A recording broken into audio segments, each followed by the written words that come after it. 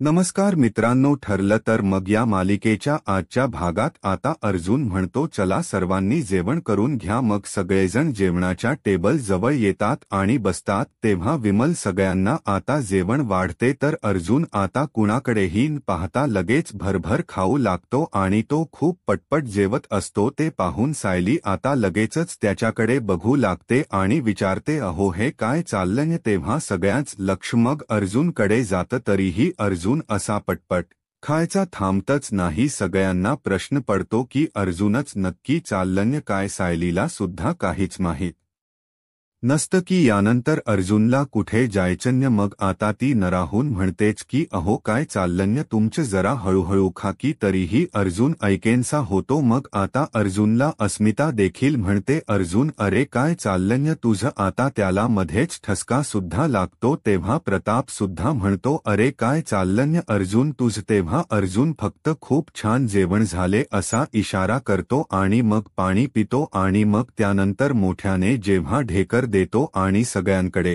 पाहतो तेव्हा मात्र तो सगळ्यांनाच मग सॉरी सॉरी असं म्हणतो. त्यानंतर अर्जुन विचारतो, बायको हे बघ माझं जेवण झालंय, आता मी निघू का? कारण लास्ट टाइम तू काय म्हणाली होतीस की तुमचं एवणाकडे लक्ष नाहीये, तुम्ही जेवण करून नाही जात. आता मी माझ्या कामाला निघू का असं तो विचारतो. सायली म्हणते, अहो मी तुमच्या कामाची आड कधी आली आहे का? नाही ना. अहो माझं एवढंच फक्त म्हणणं असतं की अजिबात खाण्यापिण्याकडे दुर्लक्ष करायचं नाही. आता अर्जुनला आश्रमामध्ये जायचं असल्यामुळे तो लगेचच तेथून जायला निघतो आणि मग त्यानंतर कल्पना विचारते, सायली अगं तुला पुरी वाढू का? तेव्हा सायली म्हणते, नको नको आई, अहो हेच जेवण ना खूप झालं आता.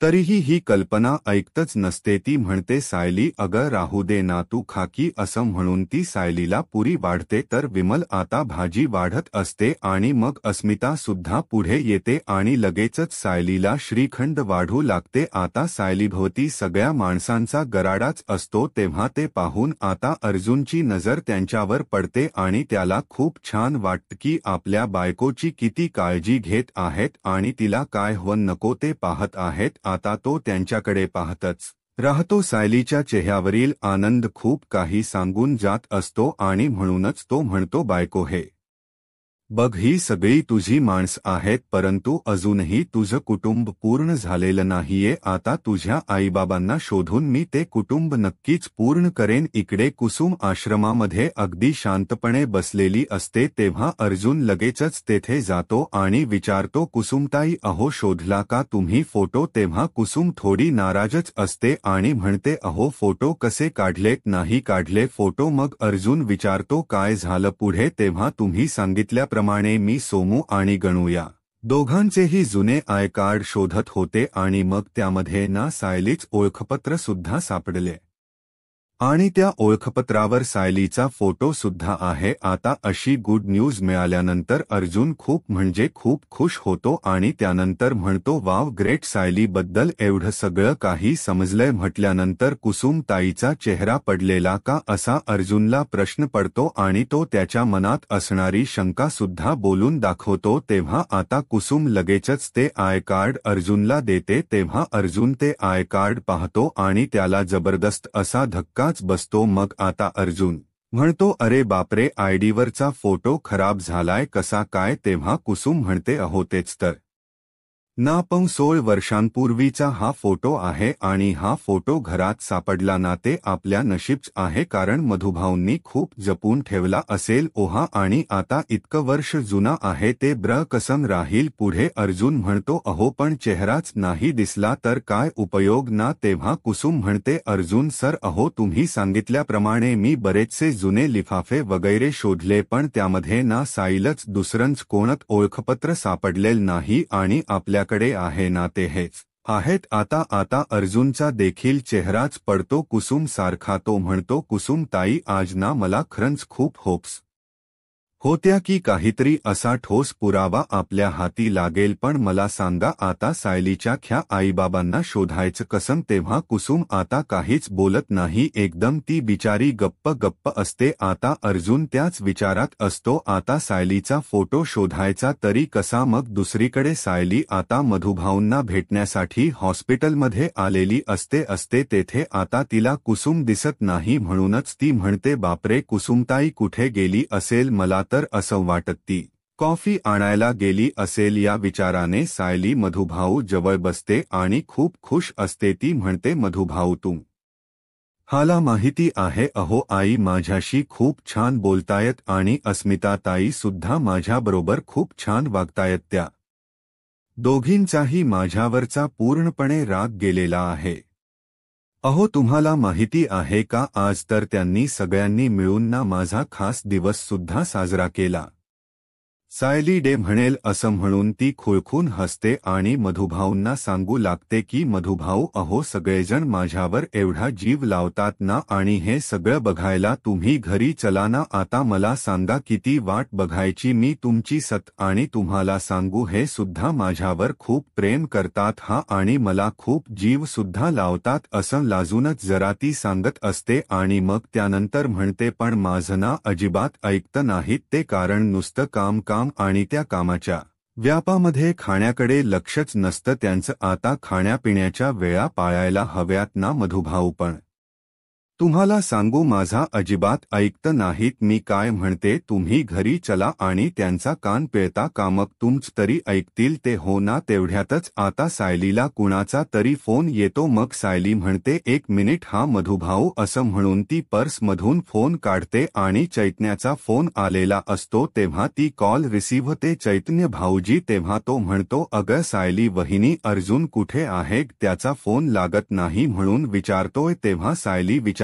काय अहो तुमची महत्वाची मीटिंग होती म्हणून तर ते घराबाहेर पडलेत आणि आता तुमच्याबरोबरच असायला हवेत ना ते. तेव्हा चैतन्य विचारतो आमची मीटिंग नाही हा, अशी आमची कोणतीही मीटिंग नव्हती अग सायली वहिनी, कारण मी तरी इथे कोर्टामध्ये आलोय. सायली विचारते हो का? ब्र पण हे माझ्याबरोबर सुद्धा नाहीये. लायलीला अर्जुनचा जरा राग येतो की एवढं पटपट खाऊन घरातून गेले आहेत मीटिंगसाठी आणि आता मीटिंगमध्ये सुद्धा नाही येत. मग ती म्हणते चैतन्य भाऊजी आपण दोघेही नंतर बोलूयात हा, आता मी ठेवते जरा मला काम आहे असं जरा तिचा सूर रागाचा असतो. त्यामुळे चैतन्य सुद्धा इकडे घाबरतो आणि फोन ठेवतो. मग तो म्हणतो याने ना परत काहीतरी अशी माती खाल्लेली दिसतीय. मग त्यानंतर आता सायली लगेचच मधुभाऊ जवळ जाते आणि विचारते मधुभाऊ तुम्ही पाहिलत ना? अहो पाहिलत ना, असं रोज रोज चाललं यांचं वरचेवर, अशी नेहमी खोट बोलत जातात आणि कुठेतरी बाहेर निघून जातात. च्याकडे ना आता मी बघतेच आणि फोन करून चांगला समाचारच घेते असं गोड शब्दामध्ये सायली रागवूनच मधुभाऊंना त्यांच्या जावळ्याची तक्रार करू लागते. सायलीने अर्जुनला आता कॉल केलेला असतो. इकडे अर्जुन आणि कुसुम मात्र एकदम शांतपणे बसलेले असतात. त्या दोघांनाही खरंतर काही सुचत नसतं की पुढे कसा शोध घ्यायचा. आता मग कुसुम विचारते काय करायचं अर्जुन सर पुढे? आता मग तेवढ्यात सायलीचा फोन येतो. तेव्हा अर्जुन आता खूप घाबरतो आणि म्हणतो कुसुमताई सायलीचा फोन आलाय, आता काय करायचं? घरी जाऊन ना मला ती खूप प्रश्न विचारणार, समाचार घेणार, कारण या अगोदर जेव्हा इथे आलो होतो तेव्हा मी तिला सांगितलं होतं की मीटिंगला गेलो आहे म्हणून, तेव्हा ती एवढं काही बोलली नाही, पण आज माझं काही खरं नाही. आता काय करू कुसुमताई असं तो विचार तो. तेव्हा कुसुम म्हणते एक काम करा फोन घेऊ नका, सोप्पा आहे. तेव्हा अर्जुन म्हणतो असं कसं? फोन नाही उचलला तर 100 प्रश्न विचारत राहील ती. घरी जाऊन मला की कुठे गेला होतात, काय करत होतात, अहो खूप कन्फ्युजन आहे हो असं म्हणून तो आता कुसुमला सांगतो. मग कुसुम म्हणते फोन घ्या, सोप्पा आहे. तेव्हा अर्जुन म्हणतो काय सोपं सोपं लावलं तुम्ही. तेव्हा अर्जुन आता पूर्णपणे घाबरलेला असतो. तो म्हणतो उचलाव तर लागेल फोन, पण तुम्ही अजिबात आवाज करू नका, हा अजिबात तोंडातून एक शब्द देखील काढू नका. कुसुम म्हणते अहो घ्या फोन. आता अर्जुनची उडालेली धांदल पाहून कुसुमलाच हसू येतं आणि मग तो लगेचच कॉल रिसीव्ह करतो आणि म्हणतो हॅलो काय बायको, काही अर्जंट आहे का. तेव्हा सायली आता इकडे रागातच असते आणि ती विचारते काय हो फोन उचलायला एवढा वेळ का लागला तुम्हाला. मग आता अर्जुन म्हणतो अगं मीटिंग होती ना म्हणूनच जरा वेळ झाला फोन उचलायला. सायली म्हणते हो का, मग चैतन्य भाऊजींना सांगायचं ना फोन उचलायला. तेव्हा अर्जुन बरोबर इथे आता जाळ्यात अडकतो आणि तो म्हणतो तो का, तो क्लायंट बरोबर जरा बोलतोय, मीटिंग मध्ये आहे ना म्हणून. सायली म्हणते ब्र तुम्ही दोघेही आहात का मीटिंग मध्ये. मग आता सायली रागात म्हणते ठीक आहे तुम्ही घरी या, हा मी बघते तुमच्याकडे मग चांगलेच. तेव्हा अर्जुन आता घाबरूनच विचारतो बघते म्हणजे काय. सायली रागात म्हणते ठेवा फोन. तरीही तो आपला हालो हालोच करत राहतो.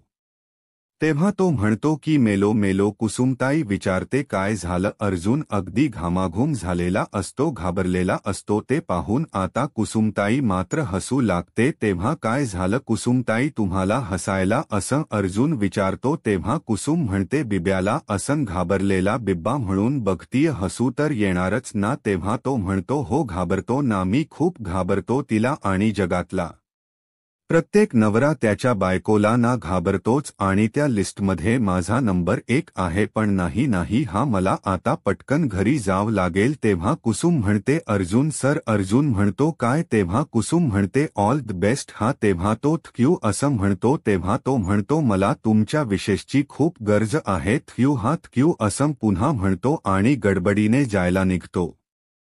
दुसरीकडे आता प्रियाला दुसऱ्या ऑर्डमध्ये शिफ्ट करायचं असतं आता, म्हणूनच ते कॉन्स्टेबल आणि त्याचबरोबर एक नर्स हे प्रियाला घेऊन दुसऱ्या ऑर्डकडे चाललेले असतात. आता प्रिया खूप घाबरते आणि विचारते काय हो तुम्ही इकडे कुठे घेऊन चाललात मला. अहो माझा ऑर्ड तर तिकडे आहे ना. मग आता ते कॉन्स्टेबल म्हणतात तुम्हाला इकडे शिफ्ट करायला सांगितले. तेव्हा कशाला, तो समोरचा ऑर्ड किती खराब आहे, घाणेरडा आहे, मला त्याच ऑर्ड ब्र वाटत होतं. तेव्हा ते काही नाही तुम्ही निघा अगोदर असं ते कॉन्स्टेबल काका म्हणतात. त्याच वेळी प्रिया म्हणते पण माझ्या नव्याला कसं समजणार की माझा वॉर्ड शिफ्ट केलाय ते. त्यावेळी ते कॉन्स्टेबल म्हणतात की त्याची काळजी तुम्ही नका हा करू, आम्ही त्यांना सांगतो. मग त्याच वेळी आता लगेचच त्या लेडीज कॉन्स्टेबल आणि नर्स ह्या दोघीही मिळून प्रियाला दुसऱ्या ऑर्डमध्ये शिफ्ट करतात. तर इकडे सायली आता अर्जुनची गोड तक्रार पुन्हा एकदा मधुभाऊंकडे करू लागते की पाहिलं ना मधुभाऊ, अहो अजूनही ते दोघेही एकत्र नाहीयेत, म्हणजे चैतन्य भाऊजी आणि हे तरीही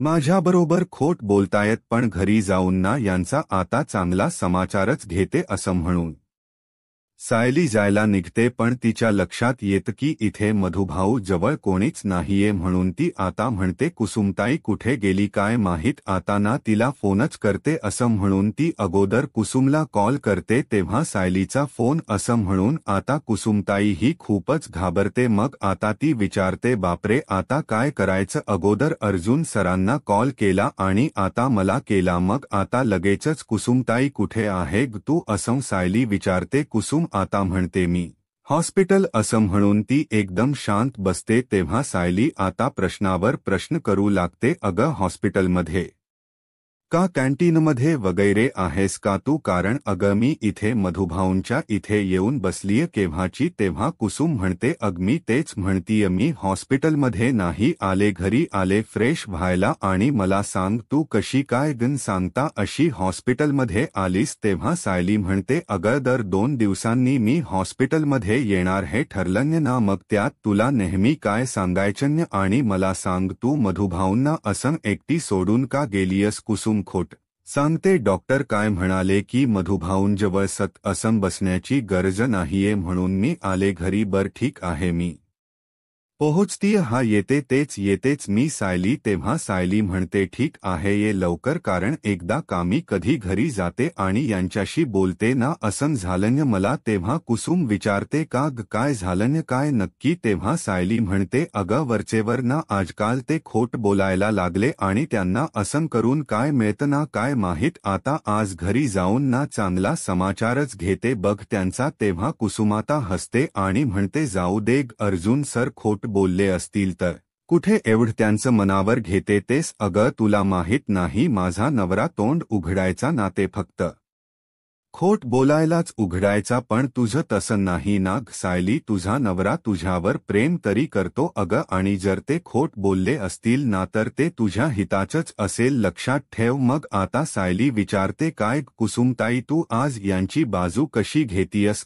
तेव्हा बाजू तर घ्यायलाच पाहिजे ना, कारण ते जावई आहेत माझे आणि ते तुझ्याशी खोट वगैरे अजिबात बोलले नसणार, कारण खात्री आहे माझी. तेव्हा सायली म्हणते पुरे हाते ना, आता मला ठरवू दे काय करायचं ते. मी आता यांच्याशी घरी जाऊन आता बोलते, बघूयात काय होते ते. असं म्हणून ती फोन ठेवते आणि मधुभाऊंना सांगते की मधुभाऊ मी घरी जाते हा येते परत मी. तर मधुभाऊ आता शांतपणे तिथे पडलेले असतात. तर दुसरीकडे अश्विन आता वकिलांना घेऊन आलेला असतो. मग प्रिया विचारते काय पुरावा. तेव्हा वकील म्हणतात हो पुरावा, अहो कोर्टामध्ये जामीन मिळण्यासाठी तुम्हाला पुराव्यांची गरज आहे. तुम्हाला आता महिप्त शिखरेने जिवे मारण्याच्या धमक्या दिल्या हे सांगावंच लागेल. मग आता प्रिया घाबरते आणि म्हणते हो त्याने मला जिवे मारण्याची ना धमकी दिलीच होती आणि एकदा तर असा मला मारण्यासाठी ना गळा दाबायला सुद्धा माझ्या अंगावर धावून आला होता.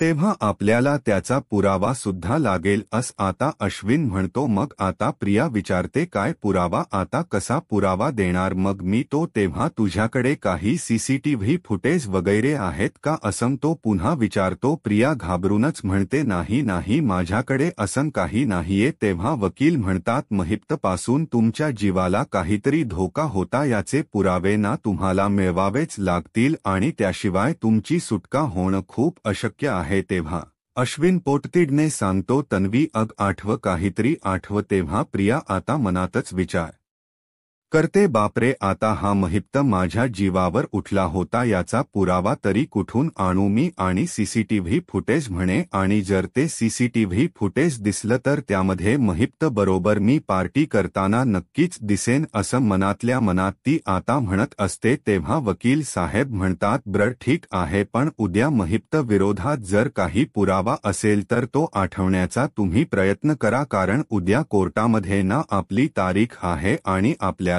पुराव्यासकट हे सिद्ध करावंच लागेल की महिप्तपासून तुम्हाला धोका आहे, तरच तुम्हाला जामीन मिळू शकतो. तेव्हा प्रिया जरा गडबडते आणि म्हणते हो मी आठवण्याचा ना पुरेपूर प्रयत्न करते. तेव्हा ठीक आहे असं म्हणून वकील जायला निघतात आणि म्हणतात डॉक्टर अश्विन येता का जरा, मला तुमच्याशी थोडं बोलायचं. अश्विन म्हणतो हो ठीक आहे आलोच. तर आता प्रिया डोक्यालाच हात लावते आणि मनातच म्हणते की बापरे, मला महिप्त विरोधात काहीतरी पुरावा मिळवावाच लागेल. तेव्हाचा जामीन मिळणार नाही म्हणून काय झालं, आत्ताचा तर जामीन मिळू शकतो ना असं म्हणून आता ती लगेचच काहीतरी वेगळी आयडिया शोधून काढण्यास ठरवते आणि म्हणते की आता मी पुरावा क्रिएट करू शकतेच ना, कारण या महिप्तपासून मला धोका होता आणि आहे हे सिद्ध झाल्याशी आता. कारण मग त्यानंतर ती म्हणते की मला वॉशरूमला जायचं होतं, त्यावेळी आता लगेचच त्या लेडी कॉन्स्टेबल असतात तिच्याजवळ. त्या म्हणतात की हो जा. मग प्रिया आता तेथे असणार मोबाईल घेते आणि लगेचच आतमध्ये जायला निघते. इकडे सायली आता रागातच घरी आलेली असते. तेव्हा कल्पना आता तिला म्हणते सायली थांब ना. मग सायली एकदम शांतपणे तिथे उभी राहते. तेव्हा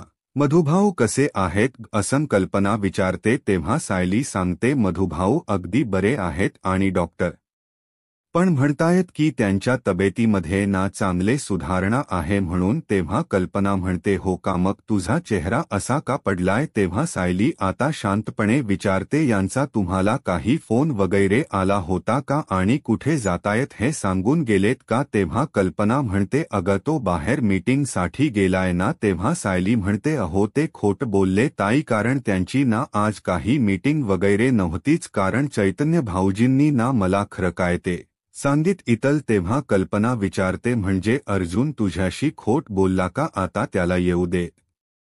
हा मी त्याची ना चांगलीच कान उघडते असन. कल्पना म्हणते पण हे बघ बाळा, तू अजिबात काळजी करू नकोस अस कल्पना समजावते. तेवढ्यातच अर्जुन तेथे येतो आणि जरा घाबरतोच. दपकत पुढे येतो आणि विचारतो काळजी करू नकोस म्हणजे काही झालं का? तेव्हा कल्पना म्हणते हो झालाय ना प्रॉब्लेम. अरे प्रॉब्लेम हाच झालाय की तू तुझ्या बायकोशी ना खोट बोलतोस आणि हे आपल्या घरामध्ये अजिबात अलाउड नाही हा. तेव्हा अर्जुन विचारतो काय मी माझ्या बायकोशी खोट बोललो का? तेव्हा सायली म्हणते अहो पण तुमची आज कुठलीही मीटिंग नव्हती, कारण तुम्ही जरी माझ्याशी खोट बोलून गेलात ना तरीही चैतन्य भाऊजींनी मला सगळं सांगितलं. मग आता मनातच अर्जुन म्हणतो बापरे चैतन्य आता नको तिथे, त्याला तोंड उघडायची ना सवय झालीय. तेव्हा कल्पना म्हणते उत्तर दे. अरे अर्जुन तू का खोट बोललास? सायली आता तक्रार करते आई आजकाल ना हल्ली माझ्याशी ते खूप खोट बोलतात आणि सत्य काहीतरी लपवत असतात. आज तर त्यांनी हे सिद्धच केलं. तेव्हा अर्जुन आता वेगवेगळी कारणं देऊ लागतो की कशाप्रकारे मीटिंगमध्ये अगोदर चैतन्य होता आणि मग मी गेलो असं घुमून फिरून तो आता बोलत असतो. मग आता अर्जुन पुढे हणतो तो कोर्टात गेला होता त्यानंतर. तेव्हा सायली म्हणते हो ते म्हणाले मला कोर्टात आहेत ते. मग अर्जुनच्या जीवात जीव येतो आणि तो म्हणतो हो तेच तर ना, तेच मी म्हणतो तुला. मग आता तो बरोबर यावेळी बाजू मारून नेतो आणि लगेचच सायलीला असा बोलण्यामध्ये गुंडाळतो आणि मीच कसा मीटिंगमध्ये गेलो होतो हे सांगत असतो. आणि मग जरा चैतन्यावर राग काढत म्हणतो की काही लोकांच कसं असतं ना, काहीही कन्फर्म करताना नुसता आपलं बोलत सुटतात आणि मग ना आपल्यामध्ये असे प्रॉब्लेम होतात. तेव्हा सायली विचारते तुम्ही खरं सांगताय? तेव्हा अर्जुन म्हणतो अरे ऑफकोर्स खरं सांगतोय मी. आता मी एक काम करतो, हा मी त्याला फोनच लावतो, तू बोल ब्र त्याच्याशी अगोदर. तेव्हा आता लगेचच कल्पना म्हणते फोन लावण्याची गरज नाही, अगर चैतन्याचाच काहीतरी गैरसमज झाला असेल, मग तुमच्यामध्ये इथे भांडण होतात, जाऊ देत ना. आता सायलीचा चेहरा पडतो आणि ती म्हणते आई इथे कोणीही खोट बोललेलं नाहीये ना, चैतन्य भाऊजी ना तुम्ही आणि मी चिडण्याआधी ना तुमच्याशी बोलायला होतं, त्यामुळे मला माफ करा. अर्जुन हसतच म्हणतो केलं माफ केलं हा ब्र ठीक आहे मम्मा मी फ्रेश होऊन येतो हा असं म्हणून तो रूममध्ये जातो आणि तेथे गेल्यानंतर आतमधून कडी लावून घेतो आणि अगदी शांतपणे रूममध्ये बसत म्हणतो I am so sorry Sayali, कारण तुझ्या आईबाबांना शोधताना ना मला तुझ्याशी खूप म्हणजे खूप खोट बोलावं लागतंय, पण काही हरकत नाही. अगं तुझ्या आईबाबा जेव्हा सापडतील ना तेव्हा मी जेव्हा त्यांना तुझ्यासमोर घेऊन येईल आणि तुझ्या चेहऱ्यावरचा जो आनंद असेल ना तेव्हा सगळं माझं गिल्ट आपोआप निघून जाईल असं म्हणून तो त्या आयकार्ड कडे आता पाहतच राहतो. आता त्या फोटोकडे अगदी तो निरखून बघत असतो, कारण सायलीचा लहानपणीचा फोटो व्यवस्थित आता अजिबात दिसत नसतो. तर इकडे सायली आता अर्जुनसाठी कॉफी बनवत असते. बनवून झाल्यानंतर लगेचच त्याला कॉफी घेऊन ती रूमकडे येत असते. तोपर्यंत अर्जुन रूममध्ये आता आपलं कपाट उघडतो. आय कार्ड सायलीच आपल्या कपाटाच्या त्या ड्रॉवरमध्ये ठेवत असतो. तेवढ्यातच सायली दार उघडते आणि लगेचच समोर पाहते तर अर्जुन पटकन आपल्या बॅगमध्ये मग ते कार्ड लपवतो. हे पाहून आता सायलीला आश्चर्याचा धक्काच बसतो. तर आता मित्रांनो पुढील भागामध्ये रात्रीची वेळ असते. प्रिया धावत हॉस्पिटलमधून सुटते. त्याच वेळी आता महिपतीच्या पाठीमागे लागलेला असतो. प्रिया एका ठिकाणी शांतपणे थांबते आणि महिपती येऊन तिचं तोंड दाबतो आणि कुठल्या वेळात तू लपती आहेस, तुला शोधून काढून मारेन असं म्हणून आता तो तिला धमकावतो. तर दुसरीकडे आता सायली ही अर्जुनने बॅगमध्ये काय लपवलं याचा शोध घेण्याच्या प्रयत्नात असते. मग बॅगमध्ये ना लगेचच आय कार्ड सापडतं हे पाहून तिला धक्का बसतो आणि ती विचार करते माझंच आय कार्ड माझ्यापासून हे का लपवतायत आणि मग तेवढ्यातच अर्जुन देखील येतो आणि तोही जरा घाबरलेला असतो. तर आता पुढे काय होईल हे पाहायला आत्ताच माझा महाराष्ट्र या यूट्यूब चॅनलला सबस्क्राईब करा. धन्यवाद.